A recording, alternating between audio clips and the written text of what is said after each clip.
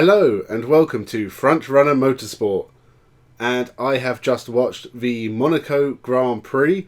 It's literally just finished and I'm doing this straight away for a change, not 10 hours after.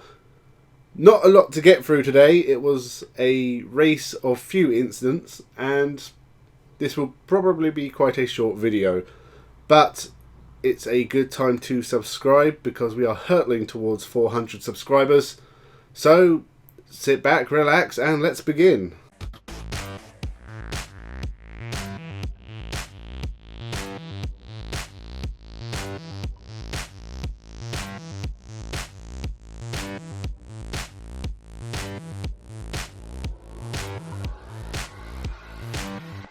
Welcome to Frontrunner Motorsport.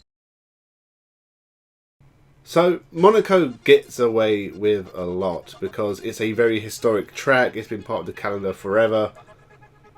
It means the racing doesn't necessarily have to be amazing because it's Monaco. It's a hugely important event on the Formula 1 calendar. It's almost the most important race of the year in many respects. But this was not a good race. This was atrocious. Again,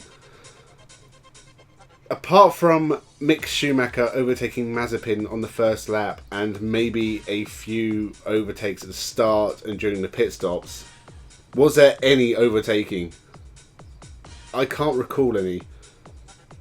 And so it's really down to the one or two things that happened that any places changed whatsoever. It was a good win for Verstappen. He pretty much controlled the race the whole way through. Really gives him a shot in the arm for the championship. I'm sure it's good for his confidence as well. And really, it couldn't have gone much better for Red Bull. I think honestly, apart from Perez being second and one of them getting fastest lap, that's it. So this was almost as good as it gets. Now, I think the biggest incident to talk about, the biggest thing that happened was Charles Leclerc, who got pole position and crashed in quali and therefore did not start the race because his car was too damaged. A huge shame because Ferrari really looked on the pace this weekend and they could have been a threat, and it would have been lovely to see them both back up there. As it is, Leclerc didn't start, but Sainz had a fantastic race, his first podium for Ferrari. He did a fantastic job. This track seems to suit Ferrari because I guess it's not necessarily a power track. Does seem like they have a good chassis, so if Ferrari could have a big engine upgrade by the end of the year, then maybe we could see Ferrari as the third best team again.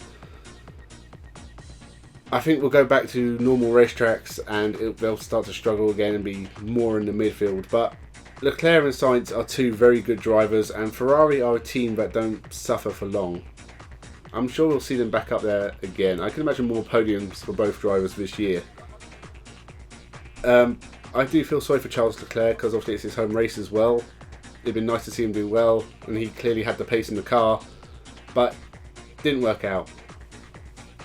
Other than that, it was mostly follow the leader for the whole race until the pit stops. That's when we lost Valtteri Bottas. He does seem to get the worst luck. When Mercedes have issues, and they had issues, it does seem to be Bottas that gets the worst of it. And this was a strange one. A threaded wheel nut, or they threaded the axle, or something, machined the axle. That's a strange one. I don't think I've seen that for a long time. It's a huge shame because he was second. Probably as good as his year's going to get. Probably his last year in a front-running car, but no Bottas by the finish, so we lost. Well, he was the only car that actually retired from the race because Leclerc didn't start, so huge shame for Bottas. But Mercedes weren't really on the pace all weekend. We saw them struggling in qualifying. Hamilton had a very bad weekend, scruffy qualifying laps, stuck behind Gasly for the entire race. I mean, he got fastest lap in the end. That's really the high point of his weekend. I don't think it's going to damage his championship hopes too much. I think Mercedes still have the best car. Red Bull have closed the gap, this weekend didn't work out for Mercedes, there'll be other weekends. I think the big thing that comes down to is I think Red Bull have slightly worse reliability. They don't retire too often, but once or twice a year, and you just never see Hamilton not finish a race. As disappointing as this weekend was for him, this is usually as bad as it gets the whole year. And I think Verstappen has been quality all year. He's top 2 for every race so far. That's fantastic. The first time he's led the championship in his career, that's insane. Because a driver of his quality, you really would have thought it would have happened by now. But maybe this is the turning point. Maybe Verstappen can kick on from here. This championship is interesting. It's just the races aren't. It's almost as if Formula 1 has taken that extra step in not being a spectator sport. It's almost more interesting just to check the championship standings every now and again than actually watch the races. Because what happens on track is not a lot. But the championship does have a lot of intrigue going down it. Norris is now 3rd in the championship after getting a podium at Monaco. He's doing a fantastic job. Perez was much better this weekend. Sebastian Vettel did an unbelievable job in an Aston Martin. Finishing 5th. That's probably the best I've seen Sebastian Vettel perform for years. Lance Stroll scored points as well. There's points for Gasly, who is honestly one of the most underrated drivers on the grid. He should not be at AlphaTauri. He really should be at Red Bull, I think. And I know Sergio Perez is a huge deal to sign. He's a great driver. But I think Gasly is a bit wasted in their B team. Ocon scored points. Giovinazzi had a fantastic weekend as well. He got to Q3 and he got a point. So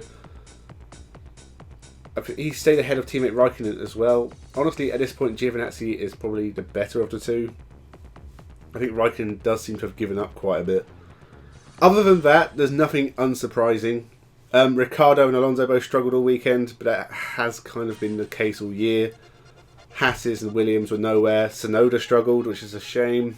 Honestly, Tsunoda really looked like the next big thing at Bahrain, and since then has done nothing. But I'm sure there'll be other opportunities for him to impress. So, I mean, there's not much else to say, really. That's it. Fantastic drive from Verstappen. Red Bull really charging towards Mercedes. It's going to be close all year, I think. If Verstappen can keep this up and finish in the top 2 at every race, he might be champion. That's a big ask, especially with 23 races. We've got 18 left to go. That would have been a championship not that long ago. 18 races is a long, long time. And it's going to be twists and turns and drama. But it does feel like we're just waiting for it to kick off at the moment. The first 5 races of the year have all been a bit okay-ish. You do have stuff that happens, but they haven't been amazing races. There's not been like a top-class race this year. Maybe Imola. That's as close as we've gotten. But every other race has been kind of it's been a bit naff. But it does feel like we're waiting for something to happen. Some drama is going to happen and kick off this season. And it'll be interesting to keep watching. I hope. But the Monaco Grand Prix was a procession. Driver of the day. It's hard because it's close between Sainz, Norris, and Vettel, and I'll probably give it to Sebastian Vettel just because I would never expect him to be up in 5th this year. But honestly, no one really deserves it. So I think Baku is next. We go to Azerbaijan. I like that track. Hopefully it'll be a more interesting race. Yeah, this race was awful. Thank you for watching. Remember to subscribe and have a good one.